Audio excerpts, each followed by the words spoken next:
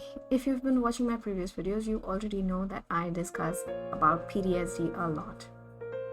I have already discussed what is PTSD, the signs and symptoms of PTSD, the subtle signs of PTSD, and how you can help someone who is suffering from PTSD.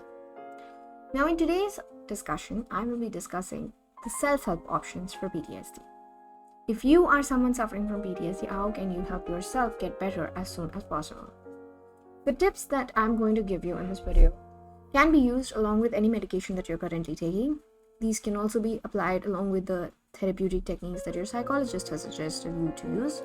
However, my one advice would be that you consult your psychologist and find out if these therapies would go well with your current therapies that are working. This way, your psychologist will also be aware of the efforts put in, the recovery process from your side. Now, let's get into it. PTSD is an extremely debilitating condition. It ruins a person's quality of life. It basically leaves that person helpless to do anything and everything. It has a serious effect on the person's interpersonal relationships, work environment, socialization capabilities, and whatnot. As a person who is suffering from PTSD, you must be aware of these effects. People suffer from anxiety, depression, substance use, and multiple other things which a normal person would not do. Sometimes family members can help, sometimes the support system is not there. Sometimes going to a psychologist is an option, sometimes it's not. Especially if you have a very stigmatized family where you are living and people are criticizing your decision to go to a psychologist. The first step to combating a problem is understanding it. If you don't know what is PTSD, the signs and symptoms, or the subtle signs of PTSD, please go and check out the other videos that I have put out. The links to them will be in the description section. Also, check out my blog, Guilt Free Mind. You will find a load of information on PTSD, and I hope that helps you as well. Now, coming to the self-help options of PTSD. The first self-help option is meditation. Meditation means that you take your focus away from everything else, everything traumatic, everything sad, everything happy. You take your focus away from everything and you put your focus on the work that you're doing. In meditation, you focus on your breathing.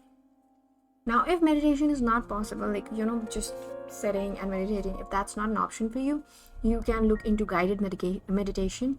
You will find books on guided meditation. There are also apps on guided meditation available on Android and Apple store. You can use those. If you are struggling with guided meditation, you can also use nature sounds, delta waves to enhance the process and allow you to get into meditating. Now we come to another scenario. What if meditation is just not an option for you? What if you try meditating, but all you can see are your traumatic memories? It is just not working out. What to do in this case? If meditation, the real meditation, is not working for you, there is another option. You should indulge in art therapy. Art has the power to soothe the mind. That is what you need. If meditation does not work for you, indulge in art. Drawing, painting, sculpting, embroidery, stitching, making something. The point here is to build something with your hands. It could be a painting, it could be a sculpture, it could be anything. Even cooking is an art. So do cooking if that's what you do. But the primary aim over here is to make your mind focus on the work that you're doing. The aim here is not to think about anything else and not even to think about the result of the art. If the result is good, amazing. You did an excellent job. But don't be disheartened if your result, suppose it's happened in many cases that people want to try out art therapy but do not have a prior experience. That is why I tell them it's about the process, it's not about the end result. You have to focus on the process. You have to focus on building the thing. That is where your focus should be on. And your focus should be so high that you don't think about anything else. This comes as a close second to meditation. Next, we are going to discuss how you can stay active. Staying active is crucial. Maintaining a routine is crucial. People with PTSD tend to let go of everything that is a part of their routine because they are suffering, and it's totally understandable. But to recover, you have to come back to that routine. We are humans, we are creatures of routine. So what does your routine entail? Getting up, brushing your teeth, going for a shower, getting ready for the day, having some breakfast, going out to your office. Try and get back into that route. The point here is to be active. When you have 10 things on your mind, like normal people, when they wake up, what do they think of? I have to brush, I have to shower, I have to get ready, I have to eat, I have to go. You think in the same manner. Even if you're not going outside, you can always do work from home. If that's the case, if going outside is difficult for you, if you have a physical PTSD, you can always stay at home and work from home. There are many job opportunities. Get a job. Start working. But more importantly, get into that routine. That sleep-wake cycle should be proper. You cannot allow yourself to stay awake at nights and sleep in the mornings. That just does not help. So get into the routine, become active. Now, when you're active, either by exercising or by, indulging in your office work, your brain does not get a lot of time to think about the trauma. That is the point here. If you like cycling, hiking, walking, running, jogging, start with those. Give yourself a certain time in the day to engage in the activities you love. This way, your brain will start to focus on, your brain will start releasing adrenaline and mood boosters, and you'll feel better. The mood swings which happen in PTSD can be combated a lot by these methods. So give these a try. Try and stay active as much as possible. Work, maintain your routine, go for walks, hikes, runs, whatever you like doing. Next, third point, get an animal companion. Trust me, you don't know how much animals can help till you have one in your life. So, get an animal companion. Your companion can be a dog, parrot, cat, cow, anything. Whosoever is available if you are finding it hard to go and adopt. You may even see squirrels around your house. You can help them. Just spend time with them. If you can, definitely get a dog or a cat or a hamster for yourself. The feeling when you look at your animal companion, that feeling that's released from the inside is that same feeling that a mother has when she looks at her child. That feeling of love and responsibility and devotion can fix any PTSD. Trust me, it does. The reason it fixes is because it gives you a reason to live. It gives you a reason to look forward to the next day. It gives you a reason to go on. That reason is something that we, miss out on when people suffer from PTSD, when they have emotional trauma, when they're depressed, they're anxious. They miss out on the reason. They start to struggle with the factor as to why am I alive? What is my purpose? I don't think I'm doing anything meaningful, so I don't have a purpose here. You need purpose to live. And you can adopt an animal companion and make him or her your purpose to live. That love that you feel will not allow you to take rash decisions, get into substance abuse, or do anything that is, that can harm your kid. Because animal companions are animal companions until they are adopted. Once adopted, they turn into your kids. Trust me, I say this from experience. I care for around 25 to 30 dogs in my society. I have Delta right here behind me sleeping. Delta and my first son Alpha have changed my life. They have made me more compassionate, and my kids give me a reason to wake up in the morning even when the times are hard. I can do it. You can do it. Just give it a try. It will work. You can trust me on that. It will work. Now, the next part that I'm about to discuss is that you should start setting boundaries. Not everyone will understand what you're going through. Sometimes people very close to you will also not understand because they have not been through PTSD. They don't have PTSD and they may not understand what you are going through at the moment. So instead of thinking that no one understands me, you have to set up a personal bubble. Relationships can become a challenge. Relationships can turn into a challenge. It may become difficult to go on because you feel that no one understands you. If you feel like this, get help from a psychologist, or you can reach me on Twitch. I am live almost every day from 10 a.m. to 4:30 to 6:30 p.m. IST. If you feel that you need someone to talk to, come talk to me. I'll know what's going on and I will understand, even if people who are very close to you may not. The point here is that you need certain relationship boundaries to keep the relationships healthy. Instead of getting into a fight that you don't understand what is going on with me, and you don't figure out, you just set a boundary and keep that away. Boundaries are specifically important if you have been through a natural disaster, a sexual trauma, or something, which makes you feel that your safety has been violated. These boundaries will help you recover. You need a personal space, you need an unquestioned me time, which I was talking about when I said art therapy. You need these. If people are encroaching on your place, if it's making you uncomfortable, you need to tell them that I'm sorry, but this is my space. Can you please, stay right behind this? If they don't understand, they probably don't belong in your life. If they do belong in your life, and if they're compassionate, and if they really love you, they will understand and respect it as well. It may take time to come out from PTSD, but it's not impossible. But support system is very crucial. If you do not want to divulge the details of what happened to you, someone else should not force you to either. It's hard to talk. It's hard to regale that trauma over and over again.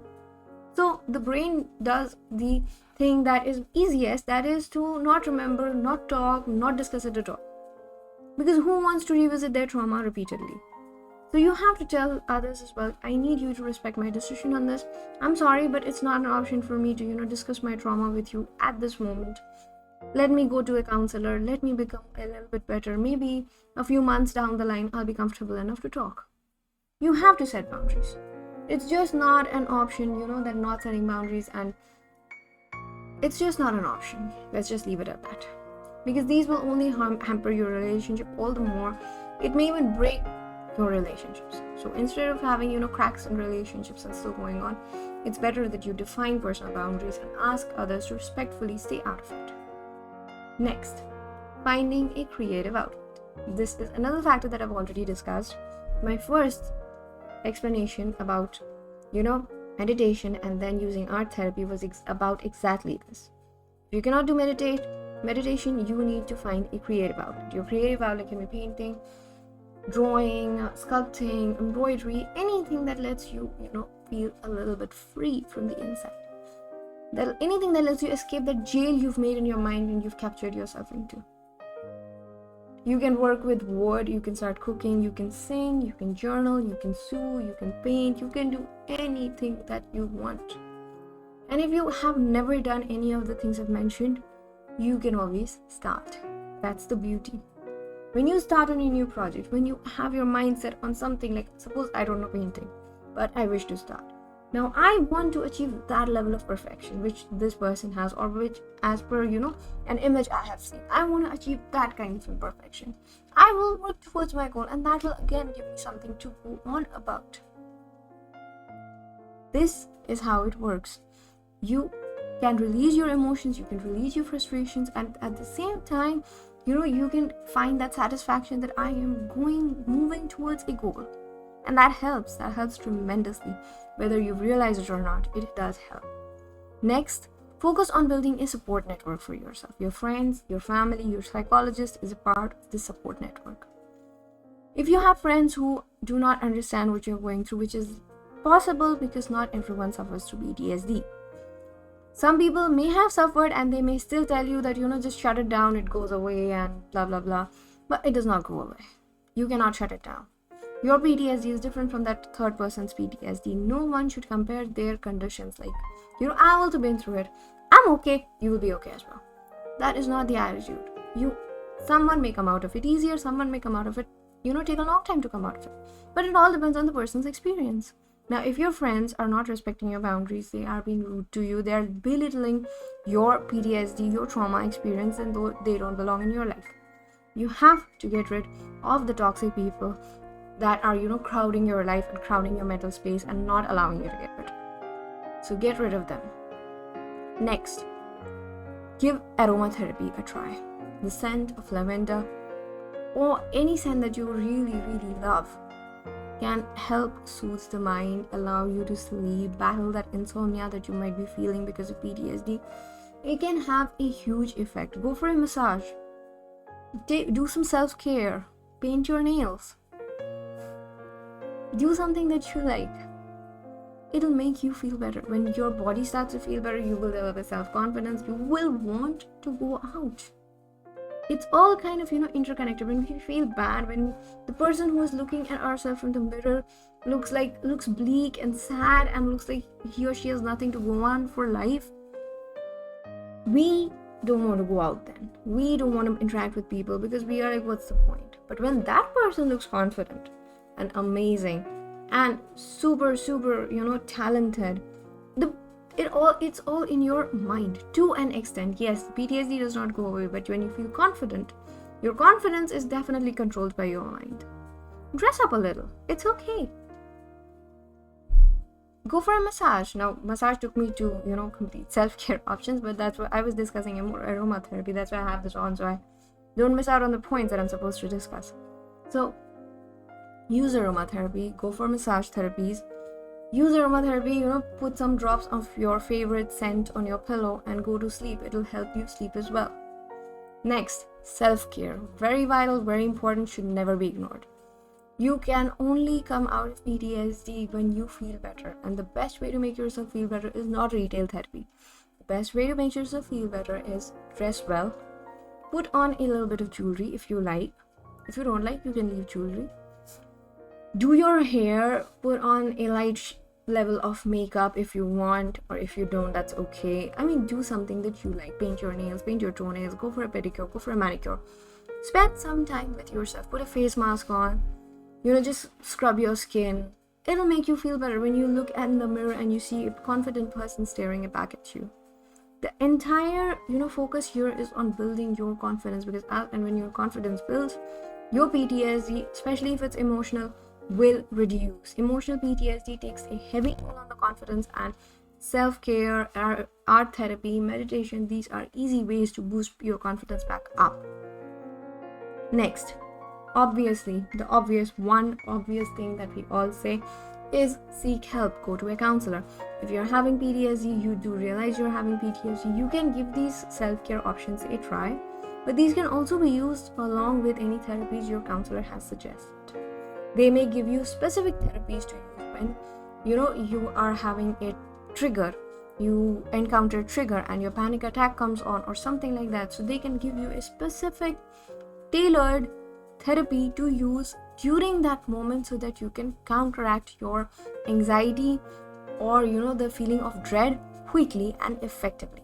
Now, the therapies I am giving are long term. These tips are for long term benefits, but the quick short term benefit, you need to visit a counselor. You need to go to a counselor. They'll be able to give you and tell you which therapy can work, like which meditation, which relaxation technique will work in case of which trigger, and what are you supposed to tell yourself when there is a trigger.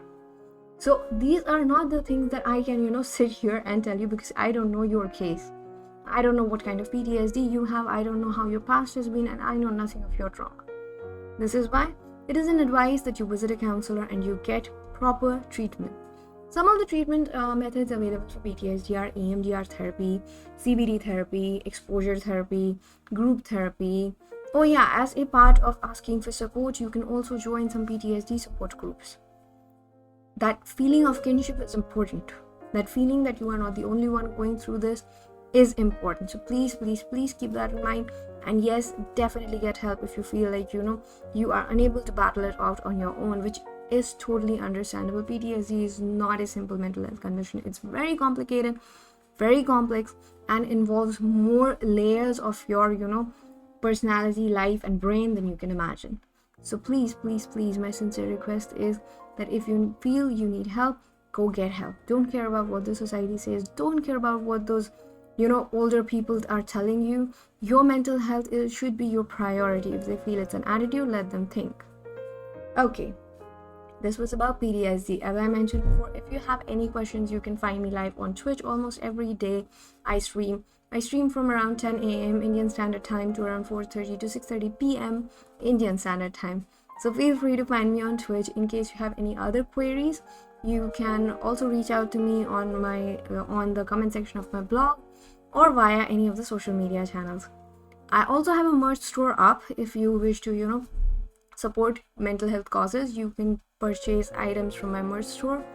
There are a variety of them available, so all of these links will be in the description section, so feel free to check them out. And of course, reach out to me in case you need any more help on Twitch. And yes, don't forget to like, subscribe, and share this video with others. PTSD is a condition that is very widespread. A lot of people don't realize that they have it. Let's just destigmatize mental health now. Come on. It's high time. We need to make people understand that problems are common. We all have skeletons in our closet, and we are not going to run away from them or hide from them anymore. We are going to actively battle them out and remove them from our lives. So let's go, guys. Let's promote mental health and let's destigmatize mental health. I will see you in my next video. Have a great week ahead of you. Bye bye. Take care.